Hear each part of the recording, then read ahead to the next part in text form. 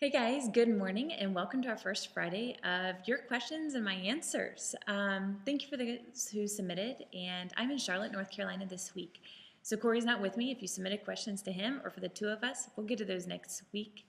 And so let's get started. I first have Tara, and she says, my daughter will be a junior in high school this year, and she has felt God's call to missions and ministry.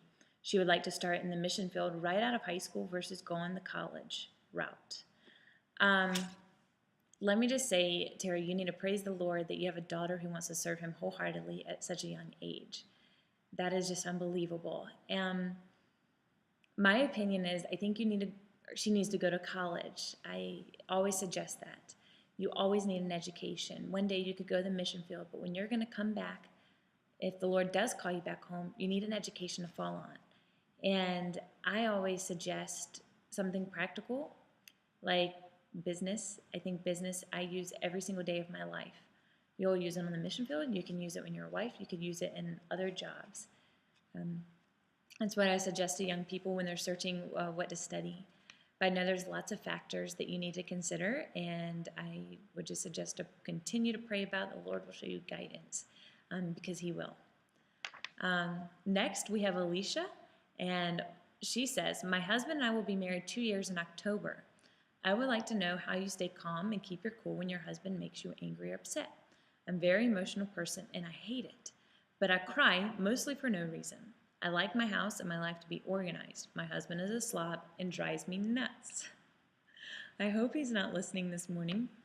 However, girl, you're not alone and you sound like you're right out of my world. The first 2 years are so tough. But one thing that just came to my mind, if you're on a birth control, I would just suggest to check with your doctor on the dosage and your side effects. I know in my first few months of marriage, I was on one, and I had extreme side effects from it. I was angry and very emotional. I broke plates, I broke a TV, and I threw chairs. And that is not my personality. I'm not an angry person. I think my husband thought he married a crazy person. I would just suggest to check that out first. And then second, it took me a long time to figure out how to handle fights.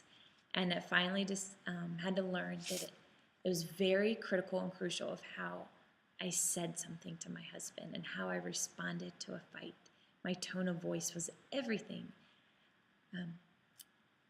And I would also suggest something I had to learn was when we were in a fight and if it would just continue to get heated, we had to just take a step back, maybe go our separate ways just for a few moments or for a couple hours, go pray, be on our own, let us be calm and collective and talk to the Lord, and then come back together when we're not so angry. And that helped us out a lot. And as far as being a slob, girl, you married a slob, will probably always be a slob, and some things just won't change. So just be very careful and choose your battles wisely. I had to learn that with Corey when he wouldn't put those dirty socks in the hamper. It just was not a battle to pick. So you're just not alone, girl. It takes a lot of learning. Next is Anne, and she says, I've been getting Samaritan's Purse Christmas cards for years, and I've wondered about your mom. Where is she from, what's she like, and how tough has it been for her being married to a public figure? And Anne, thank you for asking about my mom. She is an amazing woman. She has been the strength in our backbone to this family when my dad was gone so much growing up. And she just does not meet a stranger. She opens up her house, opens up her life and her heart to people, and she is just so down to earth and gives the most godly advice. And I pray that one day I will be half the mom to my children that my mom has been to me, and I just don't do her justice on this blog. Maybe one day I'll get her on here to speak to you guys. And but thank you again for asking about her. She is such a wonderful woman, and I wish I could share it with you all. So I hope you guys have an amazing weekend, and we will see you back here. And if you have more questions, submit them to the email below. Thanks, guys.